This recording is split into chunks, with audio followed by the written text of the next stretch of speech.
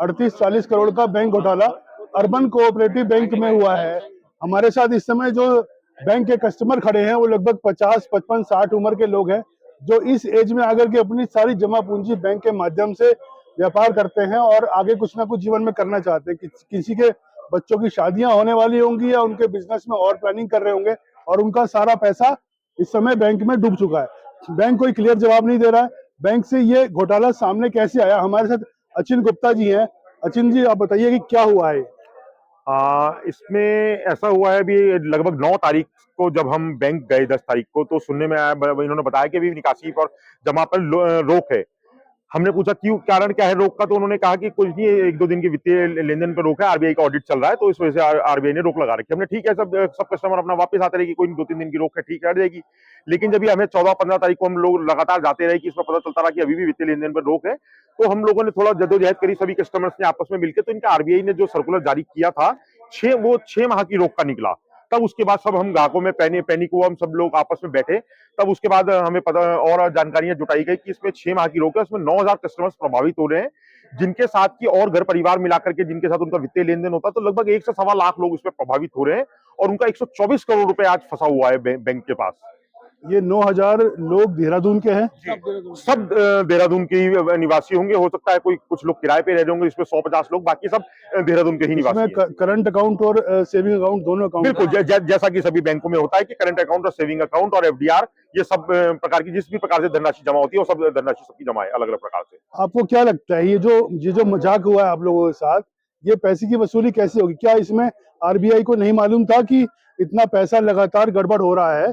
वो ऑडिट हो रहा है, तो ऑडिट में क्या नहीं पता चल रहा होगा? देखिए, ऑडिट में बिल्कुल पता चल रहा होगा, लेकिन ये तो अब बैंक का सीए, बैंक के तत्कालीन चेयरमैन, बैंक के तत्कालीन सेक्रेटरी महोदय और आरबीआई, इन सबकी संलिप्तता के बिना तो ये पॉसिबल ही नहीं है कि आप इतना बड़ा घोटाला चल रहा है और आरबीआई को पता ना चले। आरबीआई कोई छोटी संस्था तो है नहीं। आरबीआई के बड़े बड़े ऑडिटर आते हैं, ऐसा नहीं कोई नौसिखी ऑडिटर आते हो, सब बड़े बड़े ऑडिटर आते हैं, जिनकी संलिप्तता के बिना ये पॉसिबल नहीं था। देहरादून में बैंक के अधिकारियों में आप किसको आरोपित करना चाहेंगे कि कौन इसका मेन इन्वॉल्वमेंट किसका हो सकता है? देखिए, अब आरोपित में तो सबसे पहले तो राकेश बंसल जी हैं, जो उस समय तत्कालीन अधिकारी भी थे, सेक्रेटरी थे, जिनके संलिप्तता के साथ ये सारी जेसीबी के, जो मैंने पूर्व में भी बताया कि सारी मशीनों का लोन किया गया था, 38 मशीनों करीब लोन किया गया था, और वो ज्यादातर उन्होंने अपने नियर एंड डियर्स का लोन किया और उसके बाद उनसे भरपाई भी नहीं करवाई। वो बैंक, कुछ खातों की तो उन्होंने बैंक से भरपाई करी और बाकियों से ऋण प्राप्त करने की उन्होंने कोई कार्रवाई नहीं करी, ना ही कोई संवैधानिक कार्रवाई करी, ना ही कोई कानूनी कार्रवाई करी। तहसील के माध्यम से, कोर्ट के माध्यम से, कोई किसी को नोटिस भेज करके, किसी प्रकार से कुर्की का माध्यम से, किसी भी माध्यम से उन्होंने लोन वापस लेने की कार्रवाई नहीं की। अच्छा, ये बैंक में जो इतना बड़ा गड़बड़ घोटाला हुआ है, इसके बारे में जब आप लोग का ये बैंक ने रोक लगाई तब मालूम चला या आपको पहले से भी कुछ अंदेशा था कि ऐसा होता है इस बैंक में? देखिए, अगर ऐसा कुछ होता तो सब यहाँ पे व्यापारी और सब सर्विस क्लास लोग हैं, सब समझदार लोग हैं, तो वो सब पहले ही अपना पैसा निकाल चुके होते। ऐसा कुछ नहीं है, लेकिन जब पता चलता है तो बहुत देर हो चुकी होती है। वो भी हमारे साथ भी वैसा ही हुआ लगभग कुछ। देखिए, हमारे अचिन गुप्ता जी की तरह और भी सब साथी लोग हैं, वो भी अचिन गुप्ता जी होंगे। उनका लाखों करोड़ रुपया बैंक में डूबा हुआ है। इसमें तुरंत इनिशिएटिव लेकर के सरकार को कुछ ना कुछ हल निकालना चाहिए। आप क्या कहेंगे इसमें? तो सर, ऐसा ना, बिना बैंक के अधिकारियों और आरबीआई के अधिकारियों के मिली भगत के बिना इतना घोटाला नहीं हो सकता। और आम जो बैंक का खाता धारक है उसे क्या पता? अगर हमें पता है बैंक फ्रॉड करा तो हम क्यों जाएंगे अकाउंट खोलने? आपका नाम क्या है? मुकेश शर्मा। मुकेश शर्मा जी हैं। तो हम बैंक में अपना अकाउंट खोलने क्यों जाएंगे? अगर हमें पता है बैंक फ्रॉड कर रहा है तो हमारा कोई दिमाग खराब थोड़ी है।